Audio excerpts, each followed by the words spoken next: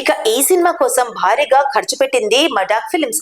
బాలీవుడ్ ప్రేక్షకులు ఈ ఏడాది హిస్టారికల్ డ్రామా తర్వాత కాస్తో కూస్తో ఆడియన్స్ కనెక్ట్ కి అయ్యారంటే అవి రొమాంటిక్ లవ్ స్టోరీలకే పరిమితం. సయ్యారాకు బ్లాక్ బస్టర్ హిట్ ఇచ్చిన బీట్ ఆన్ ఆడియన్స్ గతంలో ఫ్లాప్ అయిన రొమాంటిక్ స్టోరీ సనం తేరీ కసంను ఈ ఏడాది రిలీజ్ చేసి సూపర్ హిట్ చేశారు. ఈ సినిమా ఇచ్చిన స్ఫూర్తితో హర్షవర్ధన్ రానే మరోసారి రొమాంటిక్ డ్రామా ఏక్ దివానికి దివానీతో దమ్ కు పోటీగా అక్టోబర్ 21 న దిగబోయాడు. దమ్ తో హిట్ కొట్టాలని గట్టిగా కోరుకున్నారు రష్మిక. అందుకోసం అందాలు కూడా ఆరబోసింది. ఇక ఈ అంచనా నిజమైతే దాదాపు సినిమా బడ్జెట్ ను ఈ హక్కుల ద్వారానే మేకర్స్ రాబట్టినట్లవుతుంది.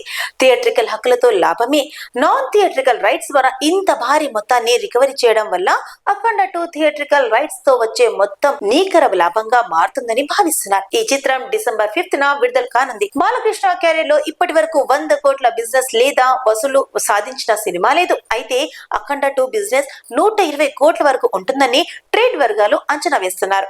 ఈ సినిమాతో బాలకృష్ణ ఖచ్చితంగా 100 కోట్ల క్లబ్ లో చేరుతాడా లేదా అనేది థియేట్రికల్ హక్కుల అమ్మకాలు వసూళ్లపై ఆధారపడి ఉంటుంది. అఖండ 2 థియేట్రికల్ రైట్స్ ఎంత మొత్తానికి అమ్ముడవుతున్నాయనే వివరాలు త్వరలో వెలువడే అవకాశం ఉంది.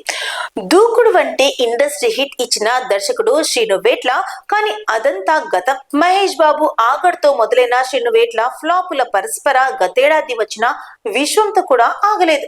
బ్యాక్ టు బ్యాక్ డిజాస్టర్ సినిమాలు ఇస్తూ వస్తున్నాడు శ్రీను వేట్ల. అయితే తాజాగా నితిన్ తో సినిమా చేసేందుకు రెడీ అయ్యాడని మైత్రి మూవీస్ ఈ సినిమాను నిర్మిస్తుందని టాక్ వినిపించింది. శ్రీను వేట్ల కథ కాకుండా సామాజ వర్గమునకు పనిచేసిన నందు కథతో ఈ సినిమా చేస్తున్నారని ఇటీవల టాక్ వినిపించింది. అయితే ఈ కథ మొదట యంగ్ హీరో నితిన్ వద్దకు వెళ్ళిందట.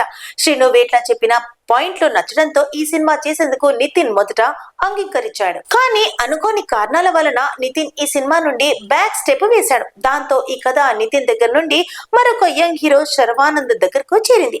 శర్వానంద్ కు కథ వినిపించగా వెంటనే ఓకే చేశారట. ప్రస్తుతం శర్వా నారీ నారీ నడ్వ మురారితో పాటు మరో 2 సినిమాల్లో నటిస్తున్నారు. ఆ సినిమాలు ఫినిష్ చేసి శ్రీను వేట్లతో సినిమాను సెట్స్ తీసుకెళ్తాడేమో లేదో చూడాలి.